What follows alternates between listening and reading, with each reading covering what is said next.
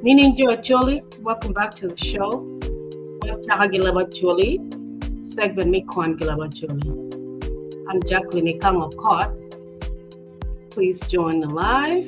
Tell your friends, tell your family. Share on your page, your Facebook, Instagram, TikTok, YouTube, anything. Please, Apua Matek.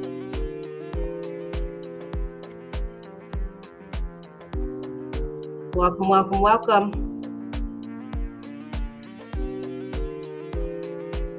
If you'd like to be a guest, please send me a private message on Facebook. We're on Facebook as Chaka Leb Acholi, or you can leave a comment under the video. You can do that on Facebook, and you can do that also on YouTube, and we'll get back to you. We are on Facebook and YouTube as Chaka Leb Acholi. This segment is Kwan Leb Acholi, where I'm reading a textbook about the Acholi people of South Sudan in Acholi. The text is completely in Acholi. I do leave comments in English. For our wider audience, those who do not understand Acholi or speak Acholi, we do have Acholi across the globe, and we also have Luo people that may understand the Acholi language. For our non-Luo, non-Acholi speakers, I do leave comments in English. As you know, we've been reading about the Obbo clan of the Acholi people of South Sudan and all their chiefs. We found that Chief Aburi, divided Obbo because it's too large into two, Obbo territories to the left and Obbo territories to the right. I've read about the right, where the chiefs were in Obbo. Now I'm reading about the territories to the left. I'm a bit in a rush to finish reading about the left, so I can jump into the Pajok subclan, where I'm from, where my father's from. My mother is from Obbo, my father's from Pajok, so now I'm going to be reading about Pajok in the next couple of days. So stay tuned, okay? There's so many clans in the Acholi tribe in both Southern Sudan or South Sudan and Uganda. So I want to cover as much as I can about our culture, our history, our origin, our relationship to Acholi other ethnic groups, or Acholi ethnic group and other groups within the Luo ethnic group. And also expand on our understanding of the Acholi language. I know I wrote the word Acholi with an H. Please note that there's no H in Acholi language. The correct spelling is Acoli. I spelled it like this so it's easier for those who do not speak Acholi to pronounce it correctly. Chaka is also spelled without the H.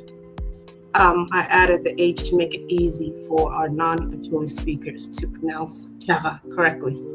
Okay, so it's Chaka Leb Acholi, meaning passing time or discussing in the Acholi language. Some people like to say Namo. I saw somebody's comment saying Namo Leb Acholi. You can say Chaka Leb Acholi, you can say Namo Leb Acholi. Both terms are correct. The Acholi language also has different dialects, depending on which clan you may be from or which region within Southern Sudan and Northern Uganda that you're from, okay? Before my tech for joining, I'm not gonna spend too much time talking now. I wanna jump into reading. Last session 36, you can go back and watch those previous videos to catch up. I was reading about Obbo Lacam, and I started with Joe Pajombo and Joe Logolo. Okay, how they migrated and settled in the Obbo territory from different parts. Some people came from Uganda, Lango. Some people came from Badi or Bad. Some people came from Lokoro. Okay, and they settled into Obbo, including Joe Bura, Pajomo Bura, Pajomo Paliech, and they were protected by the Acholi who were already in that territory, and also Acholi from Pajok. helped a lot of these new settlers in the ball fight against invasion or attacks. And Logolo also, those are people from Lokoro. Gibere team Logolo, okay. And I ended there, okay, about Pajoma Logolo. Now I will go into Ngoni, Padieri. I'll read about Padieri, Team Padieri. Then Opokomere, and then Team Gigot Pokomere, okay. Then I will go into Lokide, and then Team Gigot me Lokide. And then I don't know, look me up, Pingo Dana Mao Bino Gi Waha, Oponya Leb Acholi ma Yura Yur. Remember, give me a chul Kapola, Jo Bari, Jo Lokor, Jo Lami. But they were able to learn Acholi fast and assimilate into the culture, learn the language and the culture, mainly with the help of those Acholi from Pajok. The chiefs from Pajok were very friendly to them, and they were able to support them in the battles they had against other foreigners invading their territory and robbing them, okay? So now, Chiraka Kwananga, Padieri, okay? If you know anything about Padieri, if you're from Padieri, please do me a favor, drop a comment under this video. Let me know about the information I'm reading. If you have any corrections, also share with your family and friends if you're from Padieri, and if you're from any other region that I will cover today, please drop your comments, share with family and friends. Join a discussion. Let's learn together. This is the first time I'm learning about people from Padieri and the other parts of Obbo. So let's learn together. I pull out my tech. Okay, so la chojo chone ngone kanye Padieri tiegi dok uri matino ario kidman. Patino gi bola, okay. Patino obino gi dok od me dok padier. Bola duk padier. What does that mean? Who drop comments to Nyako? Matie Lobodinka Agar. Wow, you been get Dinka. Dinka Agar. Gino wuro kachel gidana mi okano mere. Jo kano mere odonyi lobo bo ginying Dinka Agar. Nying ma gilungo tini okano mere. Obino la chien kidma wabineno ipod warga mi achel gi pier bongwan wa dek. La dit kirkon obero la tela pajo patieno kala dit oyat kono obero la tela pajo okanamere. Nenchalo luak mi patieno gi okanamere a wagi ilobodinka agar ikin moa apar boro gi pier biche wa bongwan pilokom laro diangi ma obero ikinge giwa gi omero mokena ma odong chien idok padier. Okay, wala duk padier. Ikara maluak pa girakon gi oyat o wel ngom duk padier nyo dok padier gin obino ogon irejaf. Matie chok gi capital city me Southern Sudan matin walungo ni Juba. Okay. Duan wacho ni jo patieno gi jo okanamere. Gino bero e reserve chok mwara a beach chila chen gino nongone ngomi reserve pe ngom ma chiro chom. Pilogman kirokon kioyat gino kwanyo luak megi wagoge ngom reserve. Gino chiro igot loti kama gino nongodano mia bomo kene manena obino wi oti ati tie ye imo aman broad kasiba ma nongo loyo dano mia bo ikara madano mi patino gid o kanamere ori galoti ruot ojolo gin mabe komi bodgi ngomi gero jopa otieno nyo jopa tieno ogero pat ka luakpa oyat nyo okanamere gino gero ma parapat ma ngara chiel lo kome kene kari bed gin duju politie ite lodge parot kasiba. Okay, so gibino gi dinka ngamba dinka gi poko kom gibino yala jumogi gina gibino under oyat nyo kanamere jumogi bino gi ngani dupa dier. Okay, man jongani Latino gibola gibine lodge pa kasiba at the time. Okay, jo bolo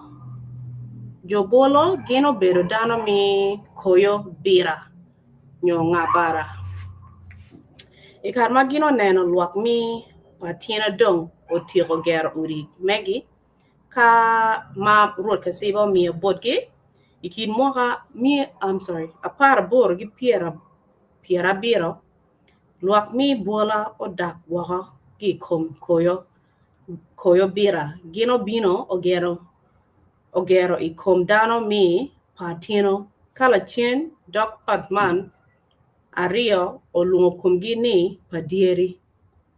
Okay, so jo ngabara nyo jo koyo bira gibino ikom jo ngoni gibino ikom jo patino and they ended up being called padieri. Okay, Girma wako dano mi bola o wako gi kom dano mi koyo bira. Girma wako dano mi bola wako gi kom dano mi koyo bira. Wan pa wangyo. Ma luak mi patino gi luak mi bola dong oribo kumgi o dogo achiel.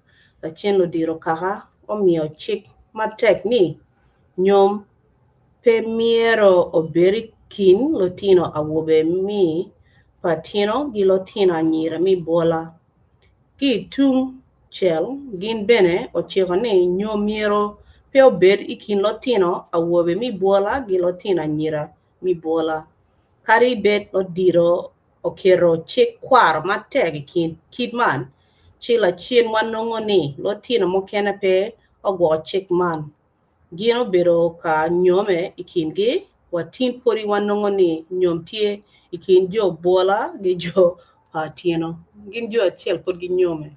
Okay, yala man nong madoni luk mi ngoni team mi got mi padieri ocho ni ngoni dano mi padieri tie gi team achiel keken mi ma gi lungo team abar ma wange oromo gi team agongara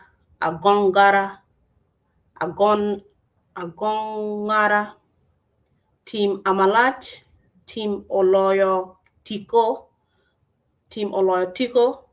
gi team la deng latin mi patino aye makoro chiriba mi team abar.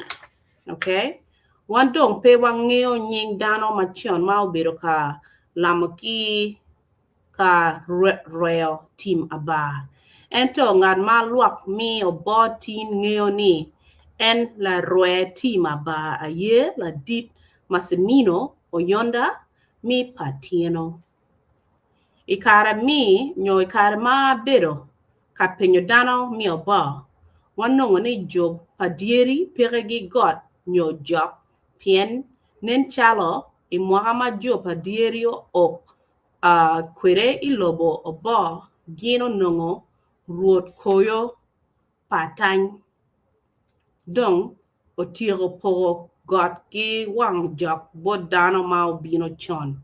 Okay, by the time they got there nong pere so gi pegi jok tugi will it got. Okay, they came too late. Mana ti adonyo lok mingo opoko mere jo opoko mere. Ba chojo choni ngoni Gang opoko mere tie gi dok udi matino ario kid man. Opoko mere gi okano mere. Jo opoko mere obino gi e karamoro matie I gang liere.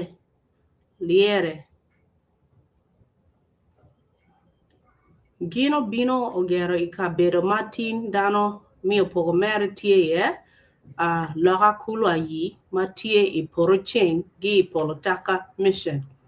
Okay. Chon gi chon nying opoko mere onongo pere I di kal mi obo nyo di kal mi iliere. Nying man obino I kare ma jo okano mere odakwere I gang liere kid ma wabineno piny kany.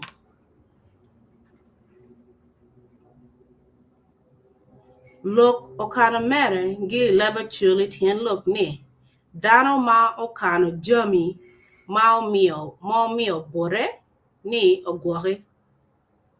Ka lok opoko mere bene gi Leb Acholi tien lok ni dano ma opoko jami gwoko ma kun omio bore ni en miero okan nyo anyaya. Man bere nyuru bodwani nen chalo la di kaka mi okano mere omio diri bore bot lotino ario ma I dog ot man we gino gwore le man nyo ka en openyo. Lo dira Acholi omaro temo chwiny lotino pien gin miro neno latin mene ma kwiri gi latin mene ma pe kwiri. Ka in pe dano ma maro gwoko chik chi inongo ni I atura nyo turo chik ni ituro chik ento ka in dano ma maro gwoko chik ya gigi ne. Ginongo ni jami duji o time kid ma la dit miro. Okay. Ikin lotin ario ma ugamo diri gi bod la dit. Latin achiel obedo ka gwoko diri ma onywalo maber. Ento latin achiel ka oneno ni min diel onywalo buong diel nyok diel. Ka latin diel man odongo en mio wako bot la reme. Inge mo ang'wen la dit oluongo lotin ario man ka wajo bot gini.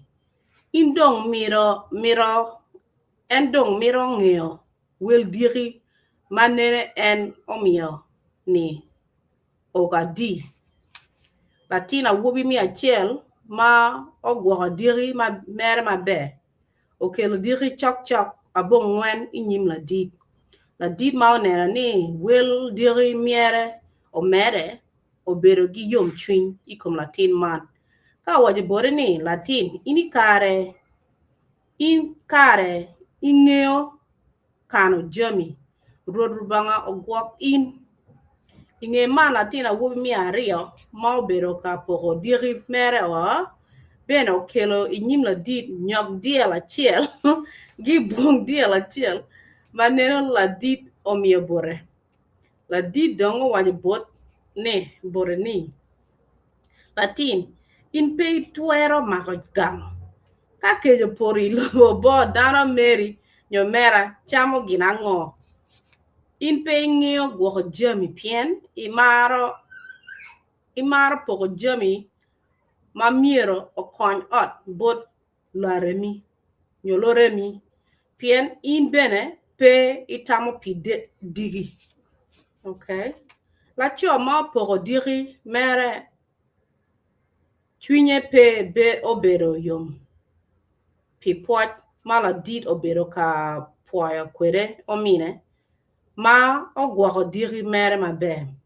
Ma podi pe okaro nina dek lok man okelo lweny madiri kino tina cho ario man. Mod lacho ma opoko diri wako kachiel gi lotina mere gin oluongo kumgi ni jo opoko mere. Ka lacho ma onyayo diri kachiel gi lwak mere gino gak gi nying kwaro ni okano mere lok man ducho time ikare man luok mi opoko mere pori tie eliere nyo eliere. Please let me know if I'm pronouncing Yingang incorrectly. Liere or Iere? Is this Iire? Is this Iire? Man a ye gin ma oweho tin opoko mere opoko dok ot ario. Okana mere gi opoko mere. Okay, drop your comments. Did you know this history, this information? Okay, kanongani. Okana mere lo dira chuli mapol. Okana mere lo dira chuli mapol ma obero kalok kodgi gin wacho ni jo okana mere gino bino kachiel gi jo patieno mi padieri gino bino gi dok ot ma duk pa dier duk pa dier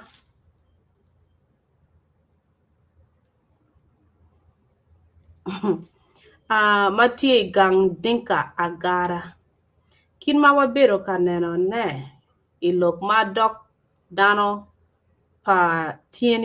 patieno wanongo ni la dit kira kon aye otelo wi luak mi patieno ento luak mi okana mere dinka agar la dit oyat aye otelo gin ma amiro dano ma kwano buk man miro onyang en aye ni gira kon gi oyat gino mego won gi achiel ento pe wang'eyo ka min gi tie pat e kara ma oyat owek ng'om mi duk padier gin bene obino ogony i reserve gin obedo kany chok moga beach chila chien gino nongo ni ng'om mi reserve bene pe ng'om ma cheko chum piman oyat gin gi omine kirikon gin okwanya luak megi wako gi ng'om reserve gichira igoloti kama gin onongo dano mi obo mokene maneno obino wi atia ye iye.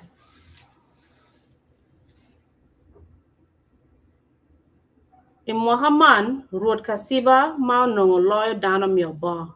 E kare ma dano mi okana mere gi patieno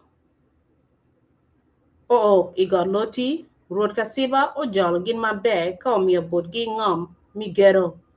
Jo patieno ogero pat ka luak pa oyat nyo kana mere gin oger mapat ma ng'ara achiel loyo kome kene kari bet gin duju podi tie ite loch pa ruot kasiba ing'e mwaka manok ma buri omiyo tim logolo bojo ire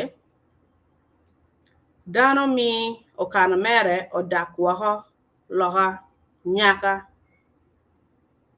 ka gin ogero ikom jo ire wandong pe wang'eyo pingo luak pa oyat otamo mi dak ikin jo ire wan bene pe wang'eyo ka wat tie ikin jo okana mere dinka agara ikin mwaka 14 gi 32 jo okana mere gi jo poko mere gino bino ogero kabedo matin dano mi opoko mere tie matie I lokal kulu ayi matie I poruching gi polotaka mission yala wadonyo ka kwan ngoni tim gi got opoko mere okay jo opoko mere pere gi tim nyo got ento gin tie gi jok ma giluongo jok nyarubanga ikar ma abedo ka kwana warga ma lubu ka choke pa jobo gi ire ma obedo inino 23 wi 24 mi dwe mi 12 mwaka ilibario gi abiro gino wajo ni chon gi chon jo pogo mere onongo tie gi team mokene ma giluongo team aduch wala aduch team labala nyo lobela team lobela gi team obong obeng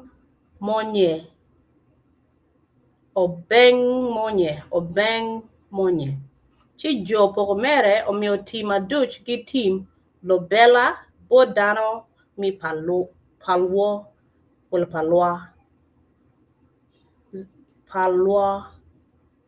palwo kagin omio team obeng monye bojo imorok. Okay, if you know this history, drop your comments, please. Support my tech. Kangone, logma wera jo opoko mere omio kwere team aduch, team lobela gi team lobeng monye. Waka bojo palwa, nyo palwo, gi jo imorok, wan pe wangeo. Okay. So, nan wati adonning on it. Lokide. I'm checking my time. Ochoning about jo lokide. Okay. Ilokide, dana mi lokide tiegi dok uri Martino Ario Kidman. Lokide bura gi lokide kura kak. Okay. Lokide bura gino bino gi dok od mi okulu matie ilobo imarok. Jo bura o a waka gi i okulu pien imoha menu ke jo por marach i imarok. Chila dit oboyo ma oneno ni luak mere ma pol tie katoy gi kech. Eno kwanye dano ma odong ka gin ochaka wuot ma kun gin dok kwere yo tung piny or south. Okay? Gino bino ogony ka bedo ma giluongo ni palaya nyo palea. Matie team Mary Lokide kama jo kurokak onongo gin iye. Jo bura onongo ni ngomi palea nyo palaya obedo ngoma be ma chaka cham. Ento ichwir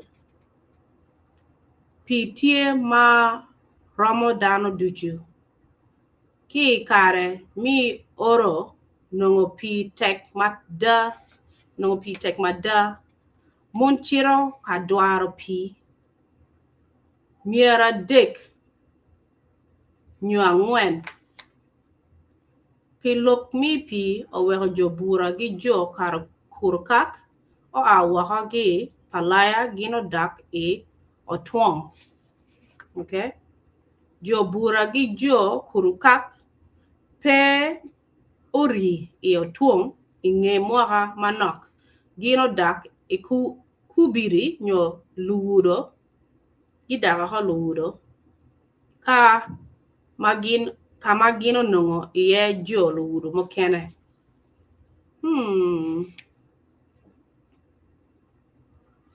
Jo bura gidaka luwuro. Enjo ene. Lokire bura gidaka ikom luwuro. Okay? Lokure kurukak kono obino gi dog on me nya rubanga. Matie ibili nyang ilobo mi ba. Jo lokure kurukak munu jo ba. Gibino gi bili nyang.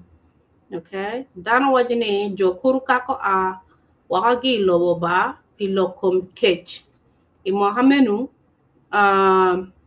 kech opori ilobo ba ma okwara loyo apiela. There's a place in Balunga, okwara loyo apiela. o kwara loy a piela iba gi binangia. Okay.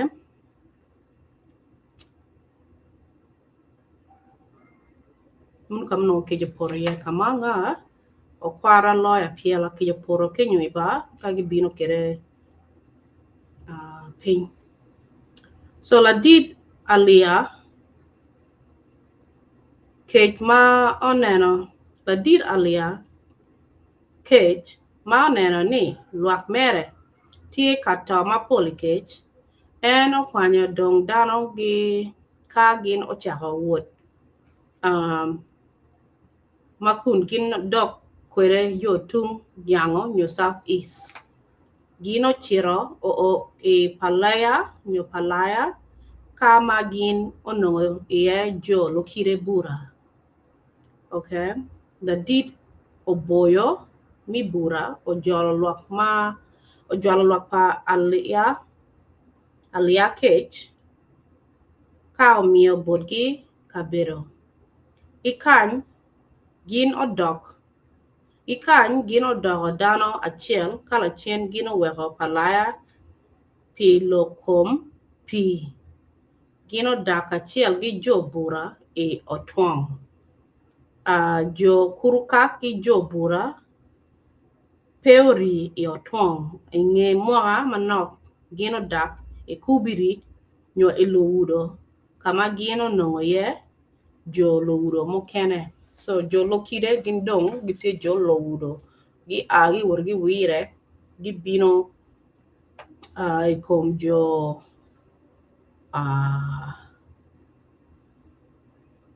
gi bino otwong bo jo bura mokene ne no pi pere ko gi ringo ke gi okenyo gi no ne pi pere so gi dak gi chere lowudo kama no kubiri lowudo.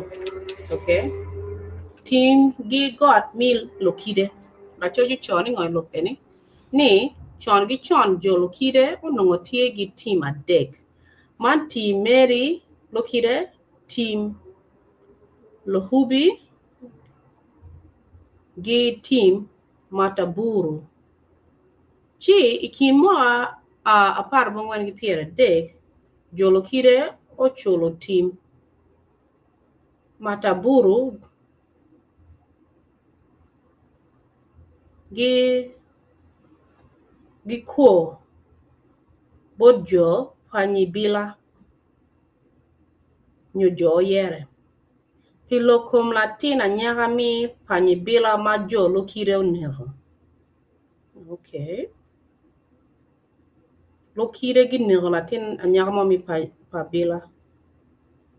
panyibila so gi chul kuna gi miyo ngom tugi team mataburu gi miyo ho pia nyaga ma gi nego jolo kido nego latin ma panyibila gi miyo po jo panyibila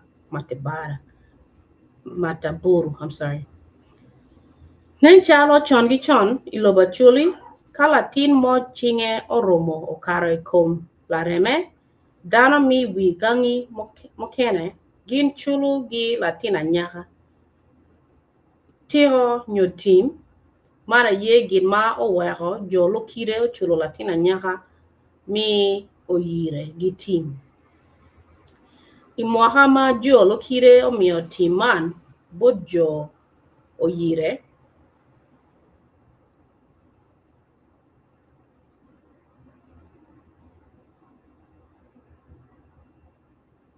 gino kwera lungo team man gi nying machon mataburu gin dong olungo team man gi nying ma nye ni oloyo tira dano mi oyere omiyo nying oloyo tira pien gin onongo ni kala tina nyaga man onongo ochul gi tira onongo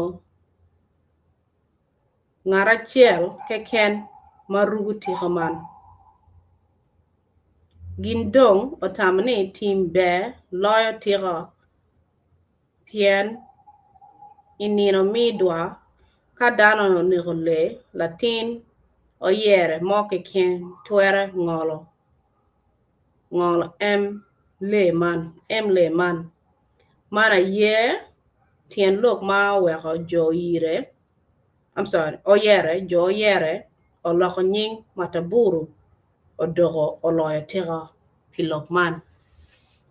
Okay, so pilok man, o weko jo lokire, o dongi team, ario keken. Mana ye team Mary lokire, gi team lohube, well lohubi. Who drop your comments, get your Kwan name right, okay? Lohubi.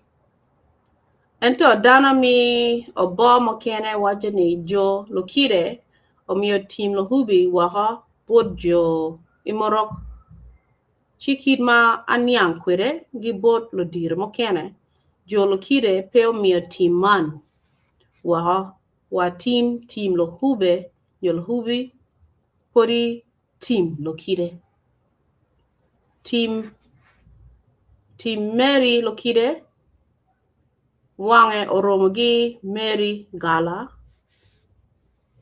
Apedo team Agongara team Gili gi team La Deng Deng Dana Machion Maubero Calamity Man Dana Maubero Calamity Man wan pe wangeo nyingi ento ngar ma luak mi Obbo ngeo ni la rueti mere lokide aye pira onge wotpa odur Obbo ngeo ni la rueti mere lokide aye pira onge wotpa odur Jomon lo ngeo nyingi ko, okay? Drop your comments ku ngeo nying jomon magi berka roe lo roe announcement team ini nyingi nga waji ka in mi lokide nyolo wudo nyo yere okay dana mi lokide tie gi jok achiel magi lungu jok man tie I dok kulu ayi okay iti mere lokide ento dana mi lokide pere gi God okay yellow the last thing mana choji chokan before donyo dula pa log mi agulu caught me Obbo the last two paragraphs of my yurkagi ko kanch for today okay ningoni pingo dano ma obino gi waho oponyo Leb Acholi oyoroyot okay la choji cho ningo kanye remember jono wangi bini kama pat kon gi bino gi dinga gi bino gi ba gi bino gi lokor gi bino gi kan wangi donyo di Obbo di Acholi gi ponya Acholi omi gi ngom nyo gi wilo ngom gi bero kedwa do Acholi di Obbo pingo so la chojo cho kanye ngani kin ma wabero kaneno ne I book man wanongo ni dana mapol mi Acholi Obbo kino bino gi kabere ma parapat chalo ba dinka imarok lokoya gi lotugo man bene nyuru bodwani dana man gin pe logo Leb Acholi gin beno nongo logo leb ma parapat chalo leb lotugo dinka imarok nyo lokoya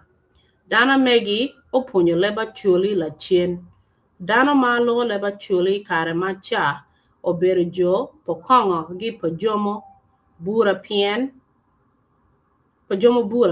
gin dana mi luo tie lok angwen ma onyuru tie lok angwen ma onyuru gin ma oweko dano ma pe luo oponyo Leb Acholi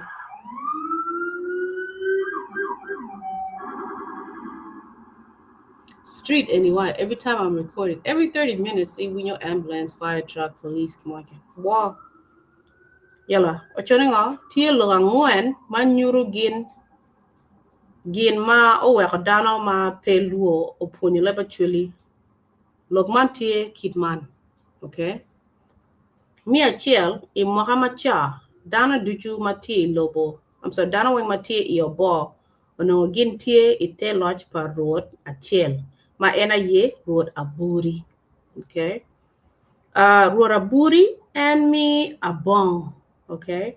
Magin bene onongo logo leb lo tugo chigin opunye Leb Acholi oyot, okay? Mi ario ka lok alara tie gin laro inyim ruot dok lok man gin laro gi Leb Acholi. Tim owacho maber ni dano mi pa jomo gi pokongo aye ma oweko dano logo Leb Acholi I kare mi laro lok inyim ruot.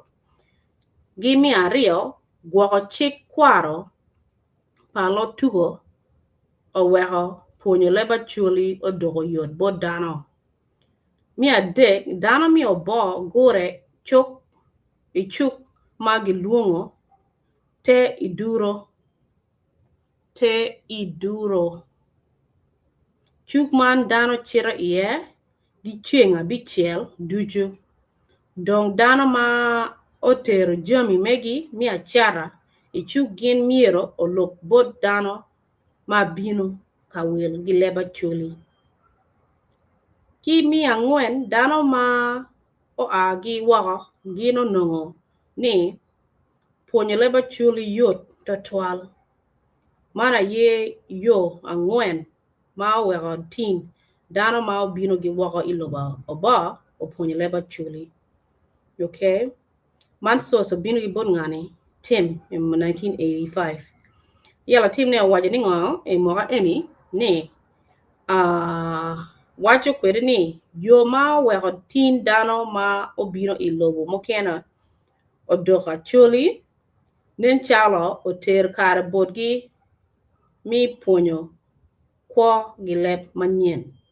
Kari bed dano luongo la dit ma telo wi luak ni ruot ka wang'iyo iye matut wanongo ni ke mi ruot peo Chaka gi bot dano ma luo leb luo nyo Acholi.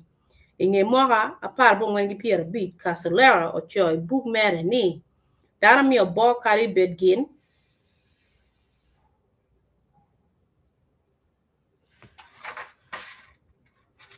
eno gigamono. There's something missing. Quote pa Casolera mano geek.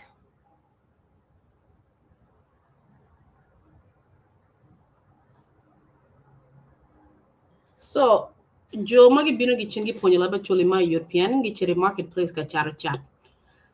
In linguistics or a lot of historians juma puonyo languages ki waninga ki mero puonyo leb manyin miri bed environment na yala learn how to chere chuk.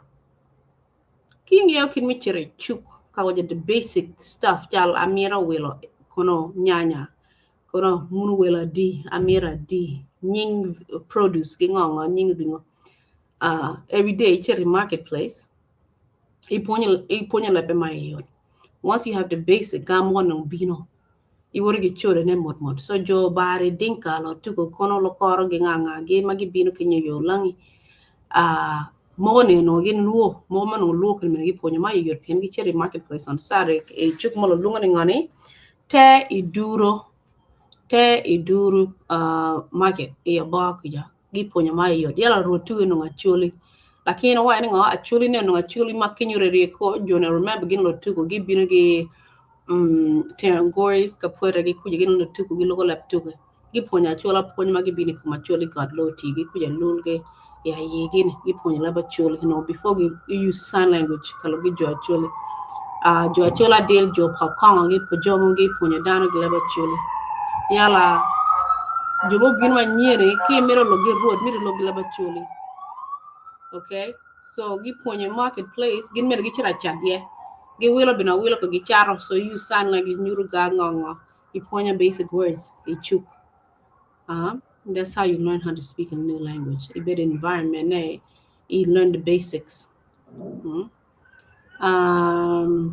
Mono ati Cameroon kin ma ponya lab French a chiri chuk my French teacher ne he mero ponya na mabe chiri chuk ki twar ko every day on the weekends and Saturday and a deal kimo choy book in a chiri market ka wila chum yana chura and lab French kuya mero wila gini amira wila nga amira beans amira ringo amira mod it all gonna it falls in place in every day.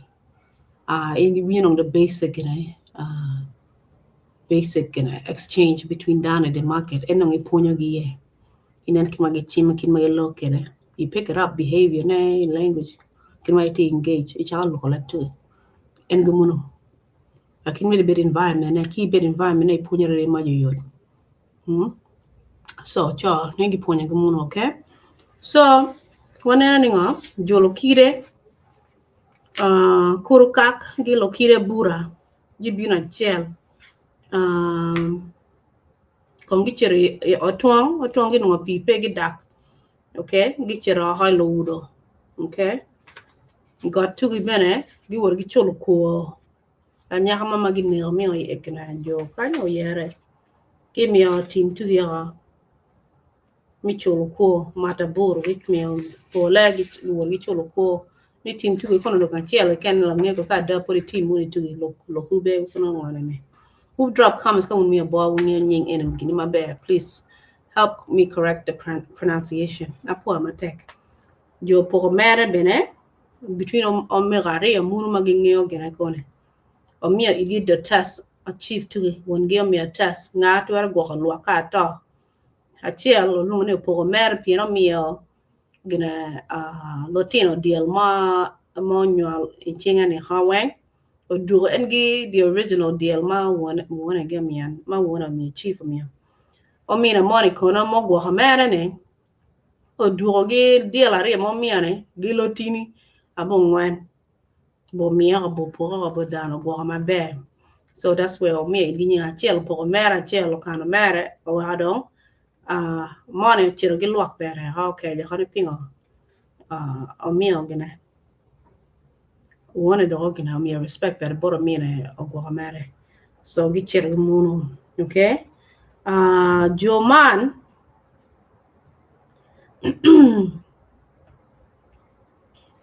Joman gi okere yo kan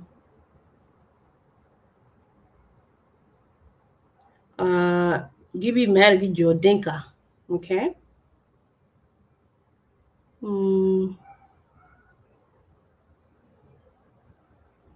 Jo patieno mi padieri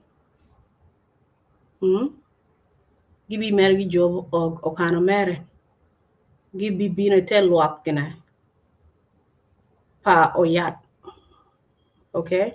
Nyo kana mere lakin pore no giberi tel lodge pa kasiba mi obo jo abon, okay?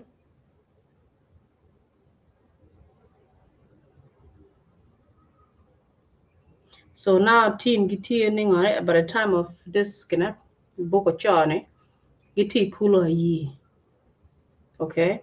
Choge polotaka mission kuja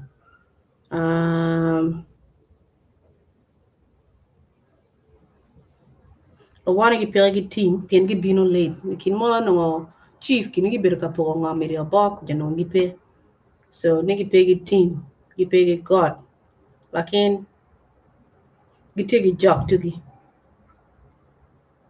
tugi lo lunga nga jok nyaru banga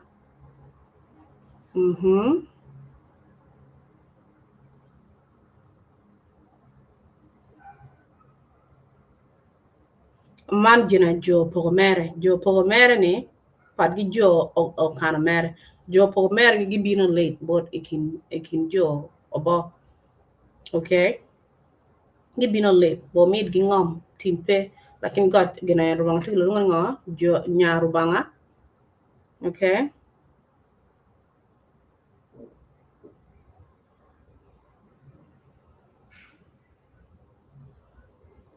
Gi worka pogo no yang gi tie gi team gi worka pogo na ka bodano, okay?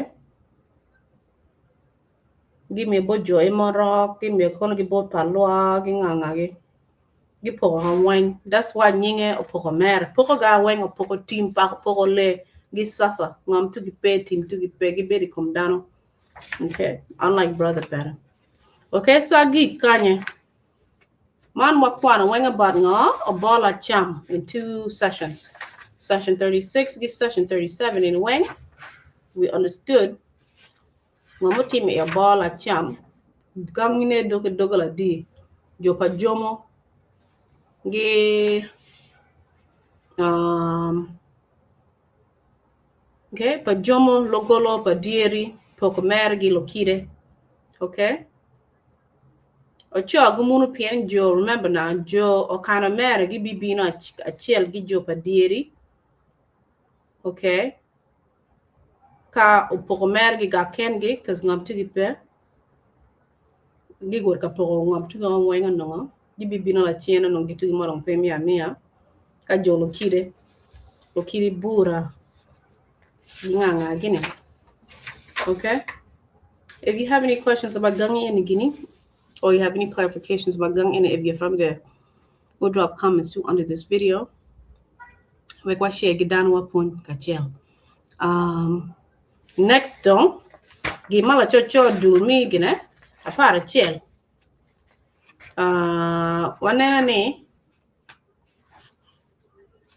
la chocho lumingo agulu caught me a ball. Information any just maybe 6 pages about a gulu caught me a ball. I'm going to come to Kwan. I think the next time I Kwan, I skip and I chat look me per job. Okay, drop your comments. Cool me when you look me a gulu caught me a ball at the next session reading. Well, look me and I look me per job though. Okay, and I put my tech. It was kind in New York. It's Christmas Eve. Moon maybe Africa. It would already Christmas. You couldn't to Europe. It would on Christmas. Merry Christmas. It would Jumatia celebrate. Happy holiday. School celebrate. Go take a break. Enjoy your time with your family and friends. I know the next time I'm reading, I will be spending time with family for the next couple of days. I'll be done for a few minutes. Kwan. Otherwise, I will try to resume by next week, Monday, after my break. Okay, Katoero. Okay, and I pour my tech and Jacqueline Kang of Court. My Chaka Leb Acholi. Okay, show me segment me Kwan Leb Acholi. And I pour my tech. Please leave your comments, share, subscribe to our YouTube channel. Chaka Leb Acholi. Facebook is Chaka Leb Acholi. Follow us, like. Leave your comments. I'm on TikTok as Chaka South Sudan, and I'm on my personal Facebook as Chaka South Sudan. Okay, to my English audience, English-speaking audience, or non-rural audience, I just finished reading about the Obbo territories to the left, and we found that most of the Obbo people in this region come from different tribes. Some of them come from the Bari tribe of Southern Sudan. Some come from the Lakota tribe of Southern Sudan. Some come from the Dinka tribe of South Sudan. Some come from, I don't know what I'm missing, Lokoya people. Some come from the Tugo people. So many different tribes. Some come from Lango or Langi people from Uganda. And then they settled in the Obbo territory as we know it today under the Acholi chiefs. When they started coming, they came under Kasiba, who was the chief of the Obbo. He's a Bong chief, but ruling the whole of Obbo. And we find that they all were able to learn Acholi very fast by engaging with the locals. Initially, they started using sign language, and of course, when you approach the chief of Obbo, you have to speak Acholi. So we found that they spent a lot of time in the marketplaces, going to the marketplace on Saturdays, to learn how to engage with the locals, even selling in the marketplace, by learning how to speak basic English, by asking the price of food or price of produce, even selling it. And watching how the Acholi people talk and engage with themselves, they were able to learn our behavior and learn the culture, and also speak their language by engaging in that environment. So being a chuk is what they call a market or marketplace. That's where they were able to learn Acholi fast. Okay, and then of course when they go and approach the chief, uh, they would have to speak in Acholi, so they forced themselves to learn Acholi. But Acholi was very easy for them to learn, and then we have a lot of local Acholi people from like Okanga, Jomo, who spoke Acholi, and they were very friendly enough to teach them Acholi. And they were very friendly in offering foods and stuff like that to them, let them learn the culture, the different types of foods, and made it easy for them to learn Acholi and become Acholi people, become people from above. The one very interesting fact that stood out to me was how the two brothers were tested by their dad, Chief Aliyah, I believe his name was, who the two brothers of Obbo Lacam and Cont'd. Okay, basically he tested them by giving them sheep to keep. He wanted to see which one would be his successor. So he sent them off to their homes with sheep, one male, one, I don't know, different animals anyway, and one female, and he told them to keep it for him until he needed it. So between the two boys, one kept it, and every time the sheep's produced, one brother gave it away to his friends, basically, and he didn't keep any for himself or for his father, as he was asked to. The other one kept everything. He made sure they multiplied and they produced, took good care of them and brought them back to their father. So that was how their father was able to choose his successor, basically giving his honor and respect to the son that kept all the sheep. His name was Cont'd, or his group. He was named Cont'd, and his people called Cont'd because he was able to keep it. Cont'd means somebody that kept something or kept it for safekeeping.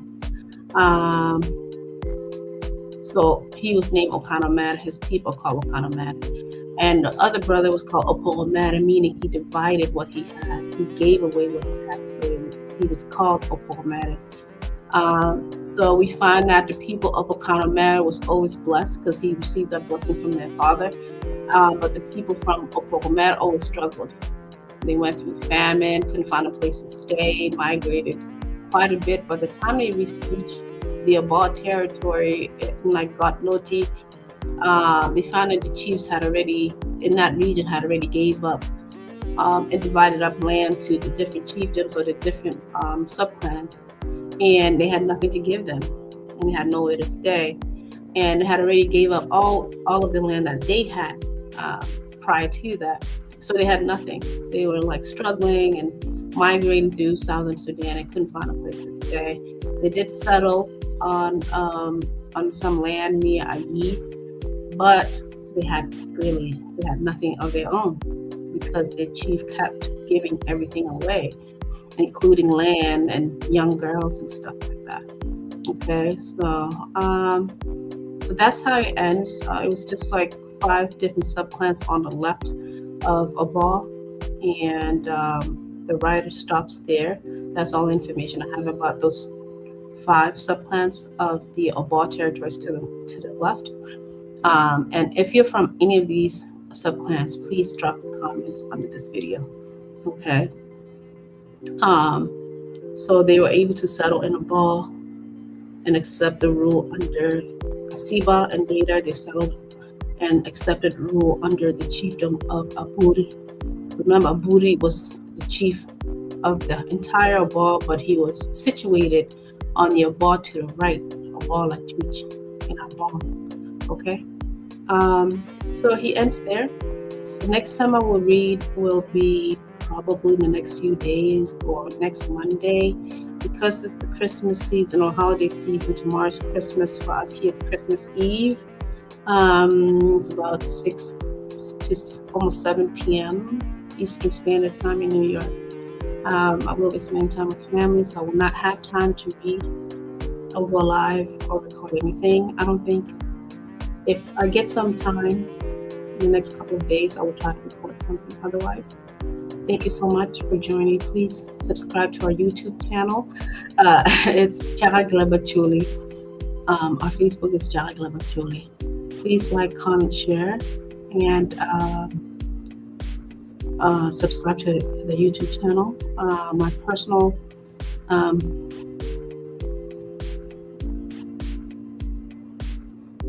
my Facebook is Chaka Cont'd South Sudan. My TikTok is Chaka Cont'd South Sudan. And I thank you very much. If you'd like to be a guest, leave a comment under this video or send me a DM. I would love to hear from you. Okay?